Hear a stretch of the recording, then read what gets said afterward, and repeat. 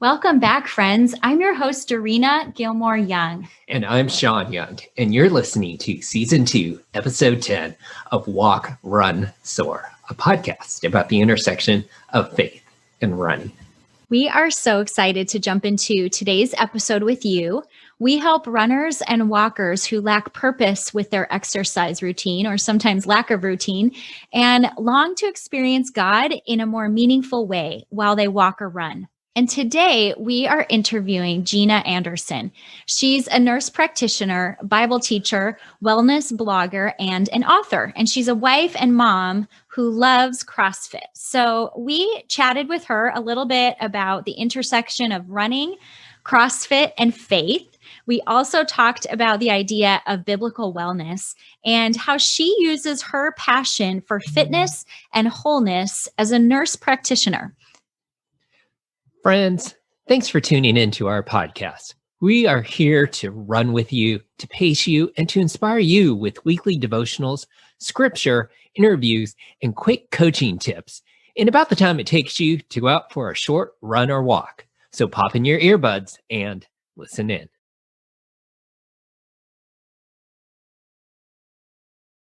Each week, I start by sharing a short word of encouragement from Scripture to help give you that cool drink of living water before we go into our interview time. And many of these devotionals are adapted from my devotional book, Walk, Run, Soar, which is available all the places where books are sold.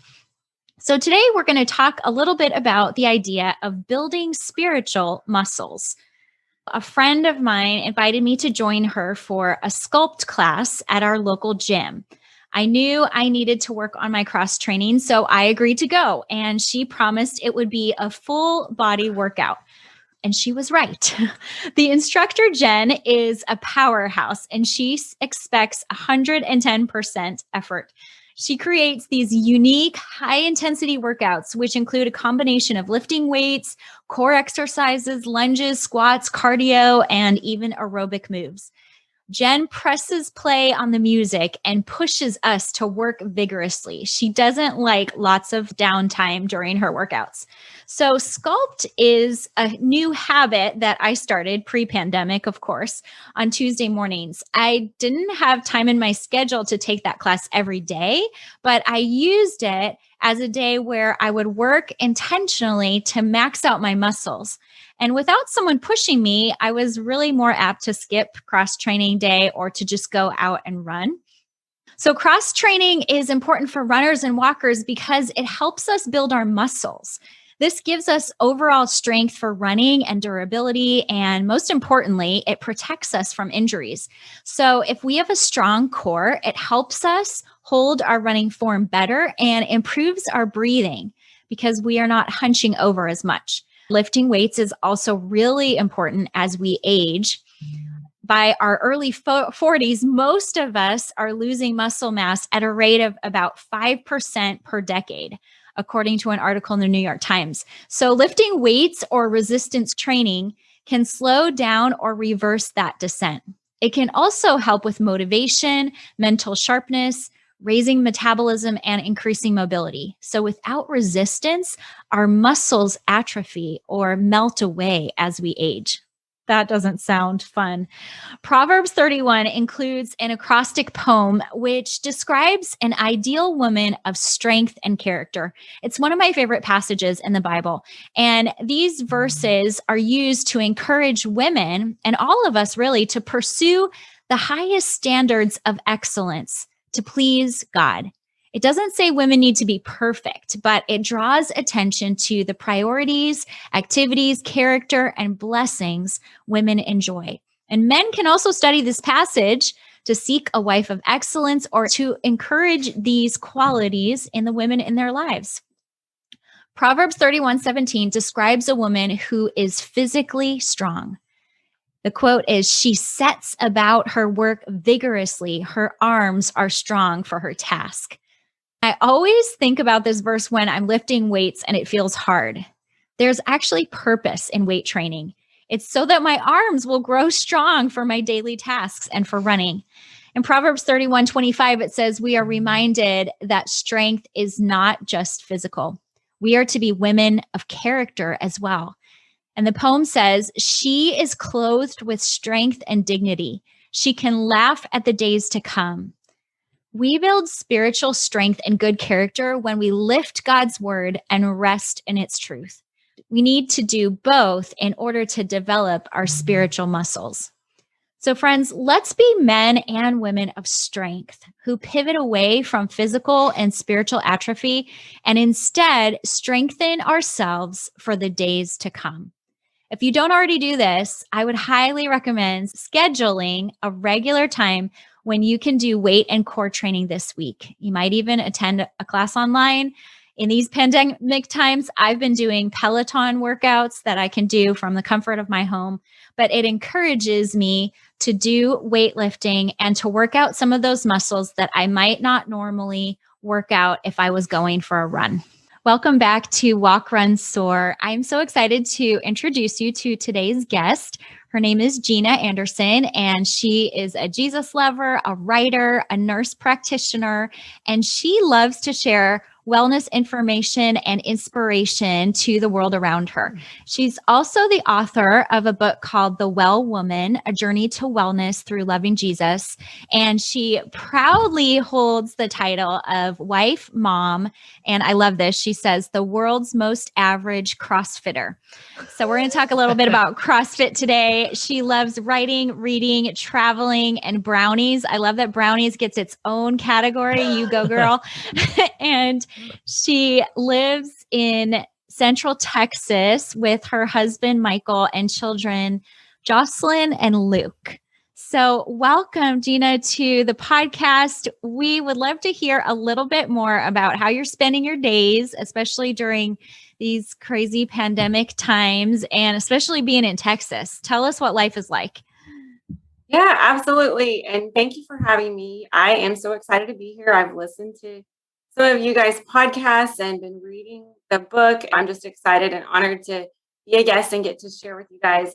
And so life for me in Texas right now, well, I have kids and they are in school in person. They were at home for a while. And so for most of this school year, they've been in school, and we're a sports family. So most evenings we're going to sports practices and things like that. My husband is a fireman and I'm a nurse practitioner. So we're both in the healthcare field, so to speak. And so definitely our jobs have been hugely impacted by the pandemic. So the way our work functions has changed a lot, but I think life for everybody has changed a lot, with the pandemic, and slowly getting back to some more normal now, I feel like. And in Texas, things are good. It's a beautiful day outside today. Of course, we had some crazy weather a few weeks ago that put our lives on pause and really it was a challenge, but we made it through that and have a great little community around us. And so, yeah, my days are very glamorous, being a wife and going to work and all of that stuff.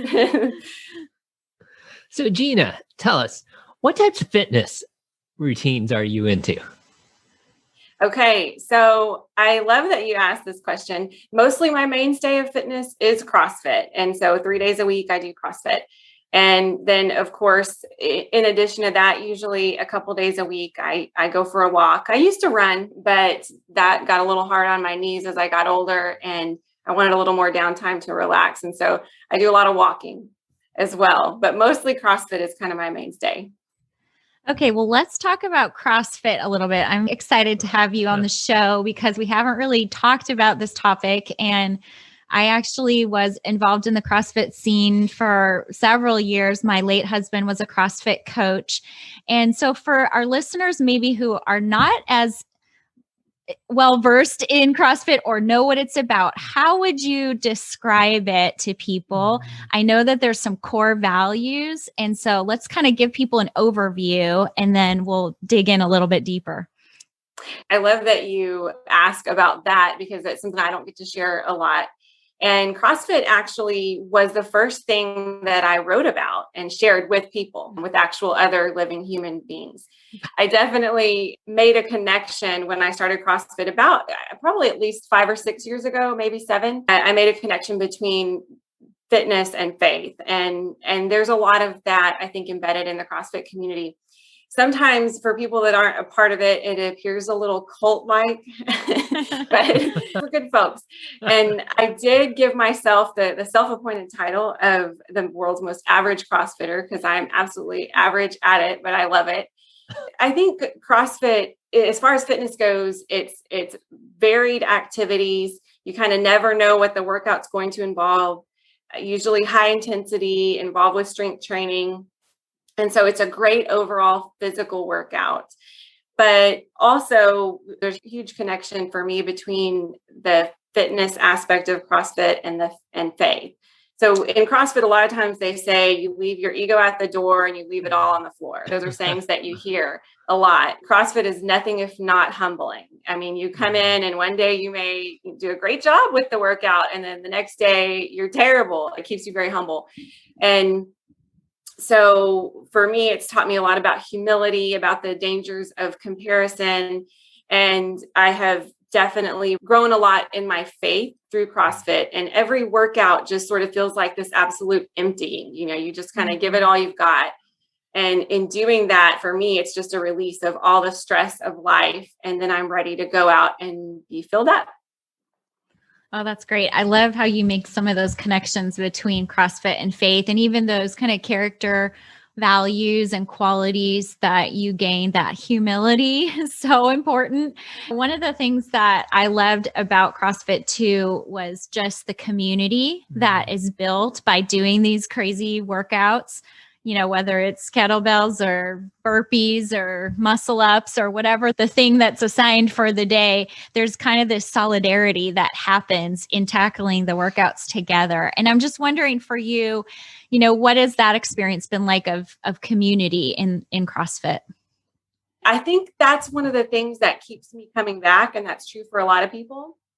And I actually talk about in my book, community, just the importance of community. And I've been in a study of Ephesians in which the Apostle Paul talks a lot about community. And so I think there's just a huge benefit to be gained for the individual as well as society and the community as a whole to have that community. In CrossFit in particular, it's just like we can be competitive with each other, but at the same time, we're all for each other.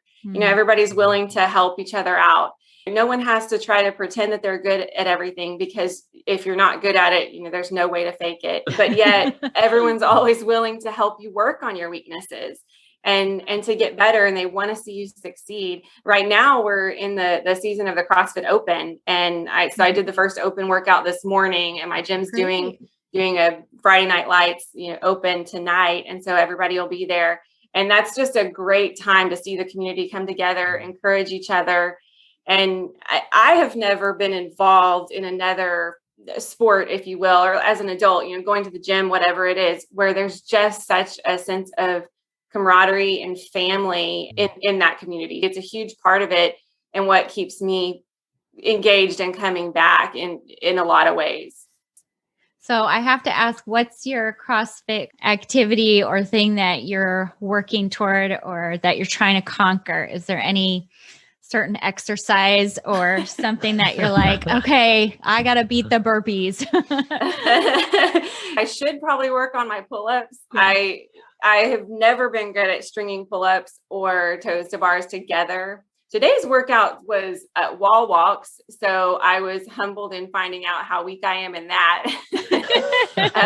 I think I can say I've mostly conquered the double under. That was, if you're listening to this and you don't know what that is, that's jumping rope, but making the rope pass under you twice in one jump.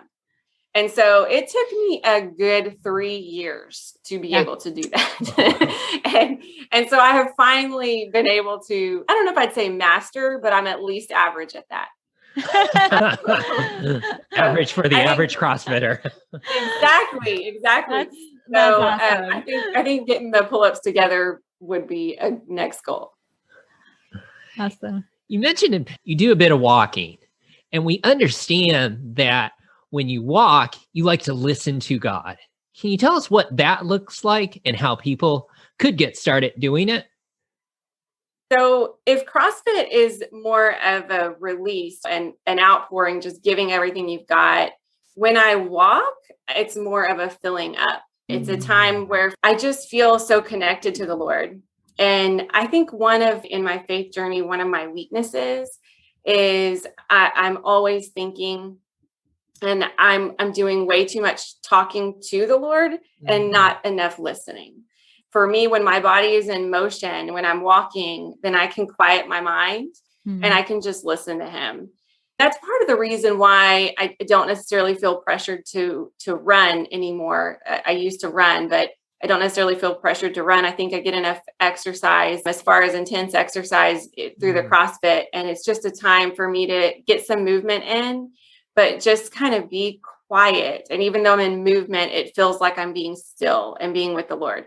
And so if that sounds nice to someone and they'd like to try that, for starters, usually when I go for my walks, it's in the morning, maybe a Saturday morning, and it's following my quiet time with the Lord, like when I'm reading my Bible, reading my devotional, whatever I'm doing. So I think that kind of gets me primed for it. So I would say start with a prayer, or just reading a passage in the Bible or something where it kind of gets you connected, and then just invite the Lord with you. Like, ask him to come along, and ask him one thing. When I'm going to the CrossFit gym or when I'm going to walk, I often pray that he would use what I'm doing physically to his glory, that everything that I do would be to his glory. And so one of my life verses is one of the verses that I refer to often as Romans 12:1-2. And so it's sort of my way of offering myself, before I do something. And a reminder to me that this is not about me. This life isn't about me. And this walk isn't about me. And so just offering up everything that I do, including my walk with my dogs and my family. Sometimes they come with me too, offering that up to the Lord. So I think if you're interested in getting started doing something like that, I would say start with connecting with the Lord. And then when you're walking, just try to quiet your mind and take in what's around you. I think another thing for me that makes me feel so connected to the Lord is because there's so much nature around you, even in my own neighborhood. If there's cars driving, people mowing the lawn, whatever it is, but you can just hear the wind and the trees, and you can hear the birds and all that God has created. And so I think just quieting your mind and just listening. For me, that's when I hear him best. Well, I can definitely resonate with that. And I love that you mentioned just having that prayer where you offer it up for the glory of God when you go out.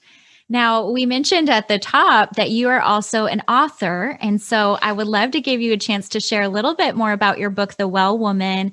Can you just describe it for our listeners and kind of where this idea came from? It's called The Well Woman, A Journey to Wellness Through Loving Jesus. And the book, if I could summarize it just in one sentence, it's an encouragement to any woman to take hold of the wellness that God is offering them.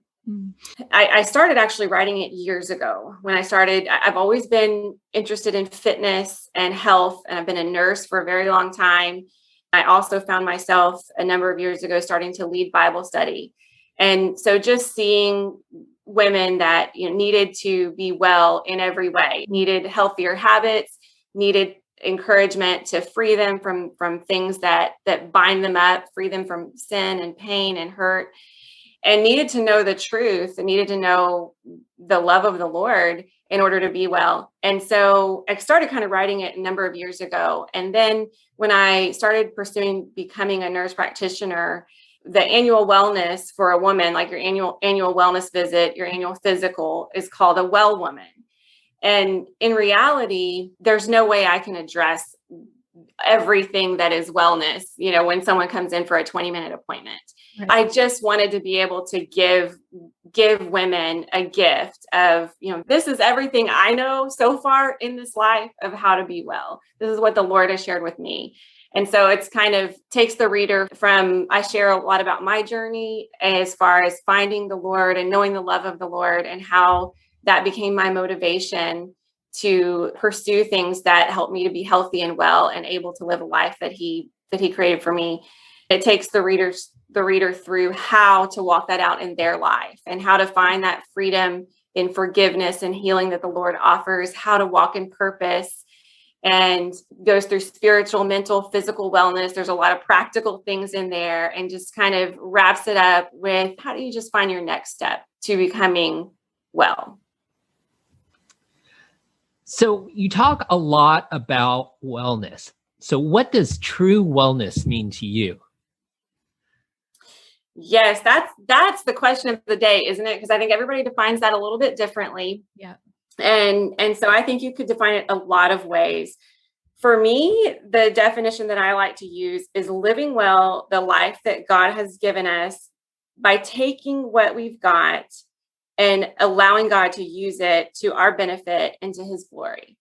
And I think that's living well. One of the things I talk about in the book is that in our world, we think that we're not healthy or we're not well if we don't have something, if we don't look a certain way, if we're not a certain size. For women especially, I think there's a lot of pressure to be married, and then if you're married, there's a lot of pressure to have kids, and there's a lot of pressure to do it all. Certainly our world puts a lot of emphasis on physical appearance. And the reality is there is not a single one of us that doesn't have some sort of sickness going on right now, some sort of suffering, something that we're struggling with.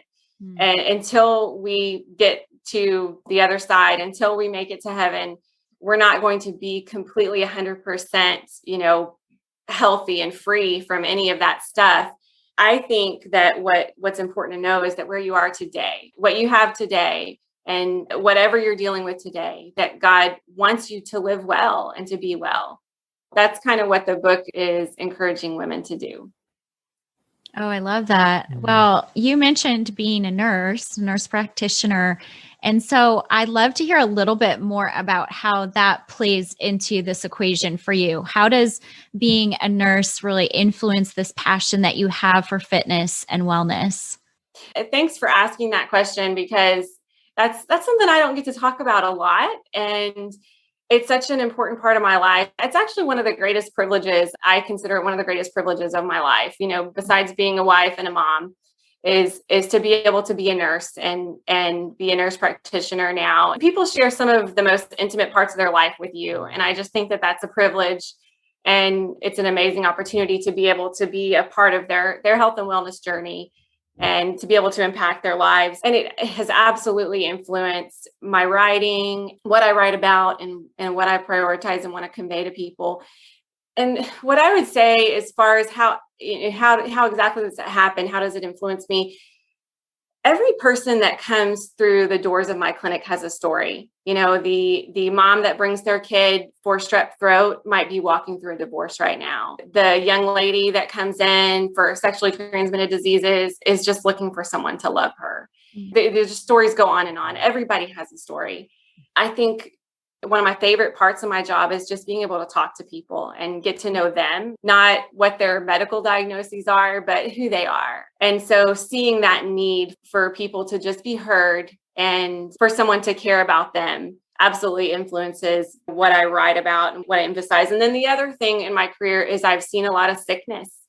And, sometimes those things are not preventable, and they're just an unfortunate part of living in a fallen world.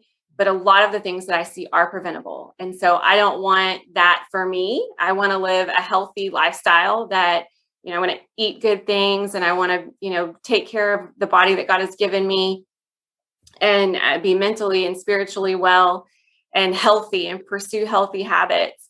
So that's not me in that hospital bed. And I want the same thing for my patients and for everybody, and so seeing all the suffering, it just really motivates you. How could you not want to help people? Really, those two things, just seeing how everybody has a story and a need to be listened to and heard and touched and cared for. Then also just seeing how most of us could do better in some way or another. Yeah. So that definitely motivates me. I think that's so beautiful, just the way that, this is your career and the thing that you studied for, that you do in your daily life, but it also brings together that passion that God's given you to hear people's stories. And as a writer, I'm sure, that informs some of how you write. And then even just that idea of serving people in the sense of giving them ideas of how they can move towards wellness. I just hear that in you. And I love that you're doing that for God's glory, right where He's called you to work, but also to serve out of that compassion. I love that you have a heart for wellness, because I know that at least with some of the medical professionals that I've worked with, they're more focused on just curing an illness versus going the next step and actually trying to encourage wellness and health. And I think there's somewhat of a shift in medicine with that. It used to be more of a focus on curing disease. Yeah. And I think now there's a little more of an emphasis. So I hope that that's something that we see more and more of. I don't think that God wants us to just be free from disease. I think He wants us to be well, to have life abundantly. I don't just think that. I mean, this is what He says in His word, right? Absolutely. And so I think that, if we're just focusing on what is the disease and how can we cure it or make it a little bit better, then we're really just missing the point, aren't we? So true.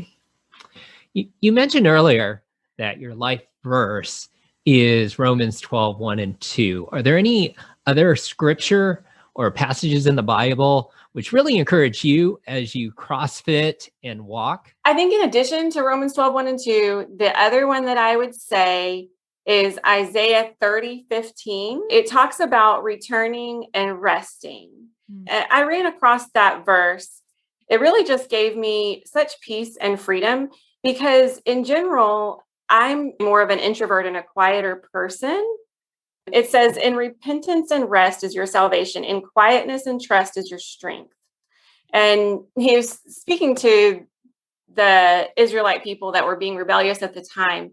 But for me, what that said to me is that my strength comes from Him and returning and resting in Him. And as a person who tends to be quieter and more of an introvert, sometimes the loud ones get more of the attention, and you sort of feel like maybe I should be like that. And that verse just validated that God created me to be the way that He created me to be for a reason. Like, He knows what He's doing, right? He didn't mess up. And that I don't have to try to be anything else. And that my strength, maybe yours is not, but my strength comes from returning and resting in Him, and comes from that just quiet strength. And so that Isaiah 30:15 is another one that's been a big one for me. And I would say that goes more along with the walking than the CrossFit. It's interesting how those two things kind of are in contrast, but I love the way that you frame that, where the walking is an invitation into that resting and allowing God to fill you when you're doing that practice of walking. As we're closing up here, what words of encouragement or advice do you have for our listeners who might like to move toward wellness and wholeness? As you think about maybe your patients, someone who you might be talking to, where should they get started? That is a good question. For me, the first thing that starts with is Jesus. Just knowing Him and knowing that He loves you. And, not just the person next door, but you specifically. And if that's something that you don't know, that you don't 100% know, then I think that's something that you need to seek, and you need to get into the Word, pray about it, find good Christian friends that will encourage you. But I think it starts with knowing Jesus and His love for you. Part of that too, I should say, in knowing the love for Jesus, sometimes it's not that we don't think that He loves us, but we don't think that we deserve it. So I think you have to choose to accept it. And you have to realize that, it's my choice to believe that Jesus died for me, and that He loved me so much that He did that for me, and that He loves me enough to help me to be well today. And so I think taking hold of that and accepting that is the beginning of freedom and healing and wellness. And more practically speaking, if someone is listening and they're feeling like, I don't feel well at all. Like I want to, and I know that Jesus loves me, but I don't know what else to do to be well. I think more practically speaking is to just pick one thing, one area. And so whether it's your prayer life or getting into the word, or maybe you're not exercising and you need to start exercising. Maybe you're praying and you're getting into the word, but you have terrible eating habits. I would say just pick one thing, something that is doable. And it doesn't have to be massive. In fact, if it's too big, then it's difficult to reach and it becomes discouraging when you can't and you struggle with it. So I would say pick one thing to do right now. And then do it consistently. If it's prayer, do it every day. 5 minutes a day. If it's exercise, make a goal 3 times a week that you're going to go for a walk, or you're going to go for a jog, or you're going to go to the gym, or whatever. If it's eating healthy, then make some goals around that. If it's drinking more water, then make some goals around that. But I would say just pick one thing, and just start doing it consistently. That's so helpful. We talk about that a little bit in our book, Walk, Run, Soar as well. Getting out there, showing up matters, taking that first step. And we want to encourage people. You don't need to come out of the gate being like an amazing CrossFitter. You could be an average CrossFitter and go 3 times a week, or you could go walk a half an hour on a Saturday, like just getting started. And then from there, working on growth, working on progression, maybe working on personal records, or the next thing, which is eating well, or as you mentioned. So I love those examples that you gave for us. And that's really the idea, what you said. Your book has great practical, that global spiritual outlook, but also just great practical tips too in that regard. But that's absolutely the idea. You pick one thing and you do that for a little while, and then you see, oh, I can do this. I'm doing good with this. Now I've got this one down. Then you pick another thing, so you just keep working on it. Well, that's great encouragement. We wanted to just see how we can support you. I know you are doing lots of writing, and you're involved on social media, and just use those platforms to encourage people. So is there anything that you would like to share with our audience about how they can get connected with you, or how we can support you in your work? I do most of my social media posting on Instagram. So you can find me at wellwoman.blog. And from there, I do have my links up to my website. It's well-woman-blog.com. And one of the best things you can do to support an author, besides buy the book, and there are links on my Instagram and on my site to get that. It's on Amazon. But one of the best things you can do to support an author is to subscribe. And I do send out via email, if you're, wanting encouragement regarding wellness, I do send out email, not too often, but with some resources and just encouragement to help the subscribers on their wellness journey. And so, I would love it. If anyone has any questions for me, they can reach me on my Instagram at wellwoman.blog. And I would love to connect with any of your listeners and help them, encourage them, pray for them. And if anyone has questions about how they can find my book, I'd love to help you do that. Well, Gena, thank you so much for joining us today. We'll definitely put that information in the show notes so people can reach out and connect to you. And I just love, we're connected through this Hope Writers Wellness group. I love just seeing what new content you're coming out with and how God is using you in your field. So thank you for being with us today. Thank you. Love what you guys do. And thank you so much.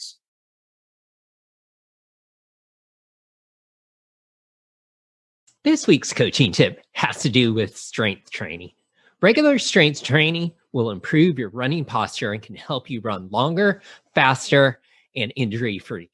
Focus on strengthening your core, which includes your abdomen, lower back, and hip flexors. Common core exercises include crunches, planks, leg scissors, and push-ups. Also include exercises for your calves, hamstrings, and glutes. Before we close, I just wanted to share a few more details with you about our new book, Walk, Run, Soar. If you haven't heard of it or gotten a copy yet, it's a 52-week devotional and training journal, and it's designed just for you, for walkers and runners who long to experience God's presence in a deeper way. It's never too late to incorporate this book. It's not a book you have to start in the first week of January just because it's a 52-week devotional. You can jump in at any time. And we are so grateful for so many of you who have shared reviews on Amazon. It's a really big deal for us as we are trying to multiply the message of Walk, Run, Soar. Those reviews help many more people see our book. Did you know that Walk, Run, Soar has our own swag? Hop over to Endure Jewelry and check out the Walk, Run, Soar collection of t-shirts, tank tops, jewelry, and other running gear curated by our friend Sunny Arata. You can hear more of her story on Season 1, Episode 4. And last but not least, I'd love to share with you about my weekly Glorygram. It is a special letter just for my insider crowd, where I share an inspiring story, a list of recommendations, recipes, podcasts, and as always, tips from Coach Sean. You can hop over to DarenaGilmore.com, and right there on the homepage, there's a place where you will subscribe. And by sharing your email, it's just a way for us to stay more personally in contact with you. If you are on Instagram, it is one of my happy places. You can find me at Darena Gilmore on Instagram. We look forward to seeing you again next week for Walk, Run, Soar.